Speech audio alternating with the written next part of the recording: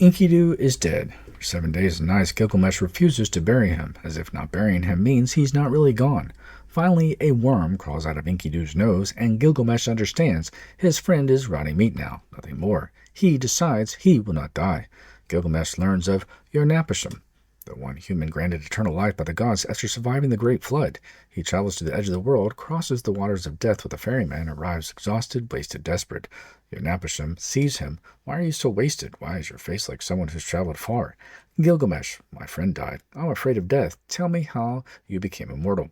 Utnapishtim tells the flood story, how the gods decided to destroy humanity, how Ea warned him, how he built a boat, how everything drowned, how he alone survived and was granted immortality. And then he says, "But who will convene the gods for you?" Utnapishtim offers a test. Don't sleep for 6 days and 7 nights. Prove you can conquer sleep, the little brother of death, and maybe you can conquer death. And Gilgamesh sits down, immediately falls asleep. For 6 days and 7 nights, he sleeps. Utnapishtim's wife bakes a loaf of bread each day, places it beside Gilgamesh as proof.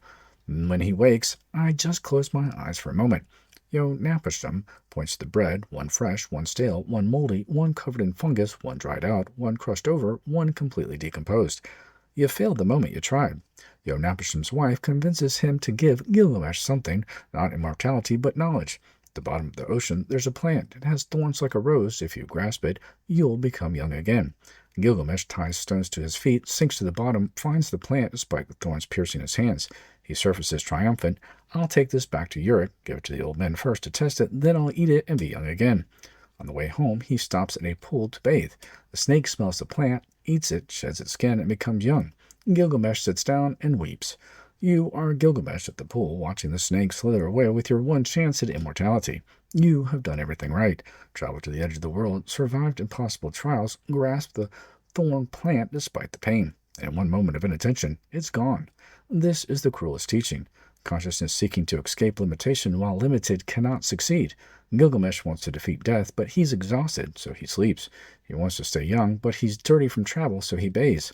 He's operating inside the very constraints he's trying to escape. You cannot transcend limitation by using the tools of limitation.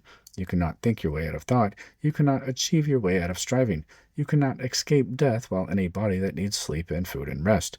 The plant exists. Eternal youth is real, but you can't hold it while you're the thing that ages.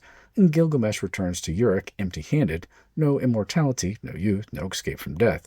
Just the long walk home to a city that kept existing without him.